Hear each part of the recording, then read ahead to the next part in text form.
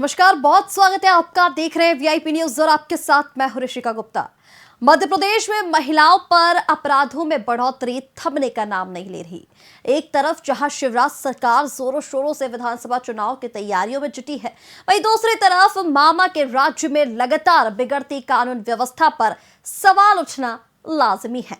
शिवराज के शासन में महिला सुरक्षा पर खासा जोर देने के दावे किए जाते हैं, लेकिन आंकड़ों की माने तो अत्याचार बढ़ गए हैं और बीते कुछ दिनों में महिलाओं की सुरक्षा के संबंध में प्रदेश की पुलिस सब सवालों के कटघरे में है। सबसे ज्यादा बच्चियों मध्य प्रदेश में गायब हो रही हैं। 1.5 लाख बच्चियां और महिलाएं गायब हो गई हैं इनके राज्य में। हर रोज 17 बलात्कार होते हैं। आप सोचिए बहनें, हर रोज जब आपकी बच्चियां बाहर निकलती हैं आपको डर लगता होगा कि आएंगी वापस कि नहीं, या कुछ हो तो नहीं जाएगा। ये सरकार चल रही है। देश में 2019 से 2021 के बीच 13,13,000 लड़कियां और महिलाएं लापता हो गईं।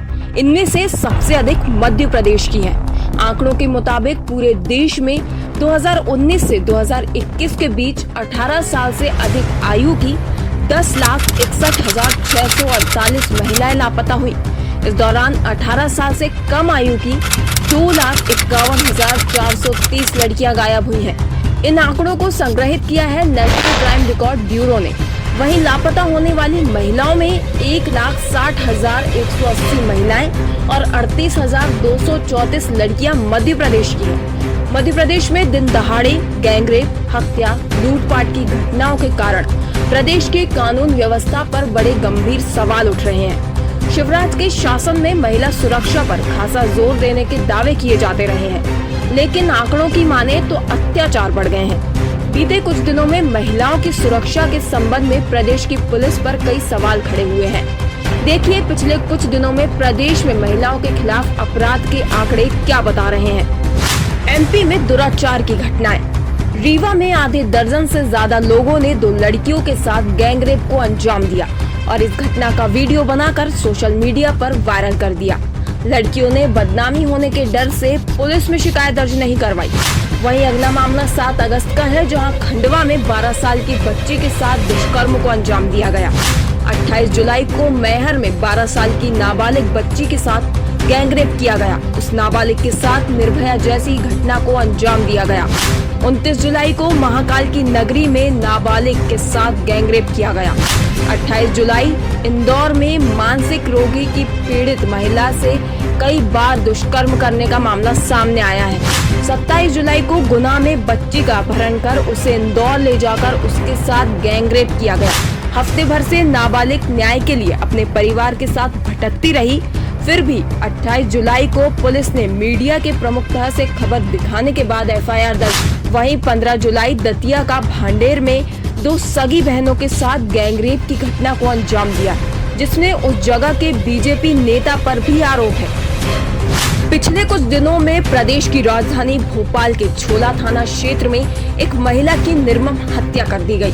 25 जुलाई को राजधानी भोपाल में बैरसिया 8वीं की छात्रा से छेड़छाड़ की करतूत की गई, जिसमें सरकारी स्कूल के शिक्षक पर आरोप है कि वो भी इसमें शामिल था। विदिशा में तो हद तब हो गई जब न्याय नहीं मिलने पर बाप बेटी ने सुसाइड कर लिया। पहले बेटी ने 25 मई को छेड़छाड़ से परेशान होकर सुसाइड कर लिया, फिर उसके पिता ने न्याय नहीं मिलने पर 6 जुलाई को सुसाइड कर लिया। अब परिवार के अन्य सदस्यों को न्याय का इंतजार है। मध्य प्रदेश में एक तरफ शिवराज सरकार चुनावी तैयारियों में जुटी है, तो दूसरी तरफ राज्य में अपराधी बेलगाम हो गए हैं। मध्य प्रदेश में दुष्कर्म की खबरें आम सी हो गई है, जहां बच्चियों की सुरक्षा के जितने भी दावे किए गए सबकी हवा निकलती दिखाई दी। मध्य प्रदेश में चुनाव है, इसलिए सरकार चुनाव की तैयारियों में मस्त है। स्वाभाविक है कि सरकार का ध्यान सभी अपने वोट बैंक को साधने पर केंद्रित है और दूसरी तरफ महिलाओं और बच्चियों के खिलाफ अपराधी बेधड़क घूम रहे हैं। मध्य प्रदेश में हर 17 मिनट में महिलाओं के खिलाफ अपराध, हर 3 घंटे में एक बच्ची से दुष्कर्म का मामला। ऐसा हम नहीं कह रहे हैं, ये भारत सरकार का national crime record bureau NCRB की रिपोर्ट बताती है। मध्य प्रदेश महिला उत्पीड़न, छोटी बच्चियों के साथ बलात्कार और दुष्कर्म में नंबर 1 बन जाता है। पिछले 15 साल का भी अगर इनका हिसाब लिया जाए तो लगातार 7 साल तक मध्य प्रदेश शिवराज शासन के अंदर एनसीआरबी की रिपोर्ट के अंतर्गत नंबर 1 था। देश भर में नाबालिग बच्चियों से दुष्कर्म के कुल 33,036 मामले 2021 में दर्ज किए गए हैं, जिनमें से सबसे ज्यादा 3,515 मामले मध्य प्रदेश में दर्ज किए गए हैं। देश में ज्यादती के कुल 65,015 मामलों में, जिनमें बालिग बुजुर्ग महिलाएं भी शामिल हैं, जिनमें से 6,462 मध्य प्रदेश में दर्ज किए गए हैं। मध्य प्रदेश में 2020 में भी यही हालात थे।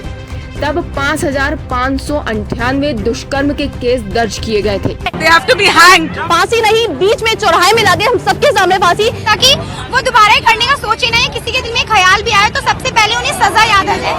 जिनमें 3,259 नाबालिग बच्चियों से दुष्कर्म के मामले थे। तब भी मध्य प्रदेश देश में नंबर 1 था। मैं शिवराज जी से कहना चाहता हूं कि आप बेटी बचाओ बेटी पढ़ाओ का नारा लगाते हैं, दिन रात मामा बनते हैं, भांजियों की बात करते हैं। अरे उनकी सुरक्षा की भी तो बात कीजिए, उनके संरक्षण की भी तो बात कीजिए।